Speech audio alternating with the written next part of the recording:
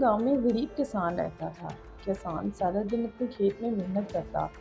کسان کے پڑوس میں ایک سنیار کا گھر تھا۔ یہ سنیار امیر ہونے کے ساتھ ساتھ بہت لالچی تھا۔ ایک مرتبہ کسان نے اپنے کھیت میں کدو کی فصل اگائی۔ فصل بہت اچھی تھی اور کھیت بڑے بڑے کدو سے بھر گیا۔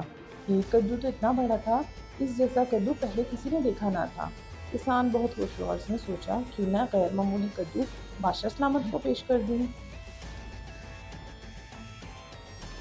وہ اسے ایک گاڑی میں رکھ کے بادشاہ کے دربار میں لے گئی اور بادشاہ سے عرض کیا، حضور میرے خیال میں دنیا کا سب سے بڑا کدو ہے، اسے میں آپ کی نظر کرنا چاہتا ہوں۔ بادشاہ اس نایاب کدو کو دیکھ کر بہت خوش ہوا اور وزیر کو حکم دیا کہ اس کدو کے برابر جوہرات تول کر کسان کو دے دیا جائے۔ کسان نے ہیرے جواہرات بیچ کر نیا مکان اور ساز و سامان خرید لیا۔ سنیار کو جب کسان کے دولت مند ہونے کا راز معلوم ہوا تو وہ حسد سے جلنے لگا۔ آخر سے ایک ترکیب سوچی۔ اس نے سوچا کہ اگر میں اپنے بنائے ہوئے خاص زیور بادشاہ کی خدمت میں پیش کروں گا تو بادشاہ مجھے بہت دولت دے گا۔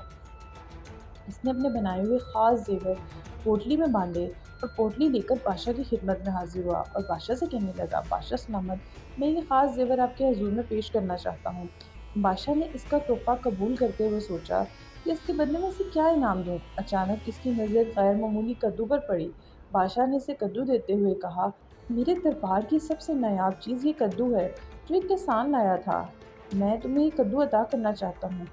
سنیار یہ سن کر بہت سٹ پٹایا اور اس نے لرزتی آواز میں بادشاہ کا شکریہ ادا کیا اور گھر کی طرف چل دیا۔ اس کے ذہن میں بس ایک ہی جملہ گونج رہا تھا کہ لالچ بہت بری بلا ہے۔ مزید معلومات کے لیے ہمیں کمنٹس میں اپنا فیورٹ ٹاپک لکھ کے بھیجیں جس پر ہم ویڈیو بنائیں گے۔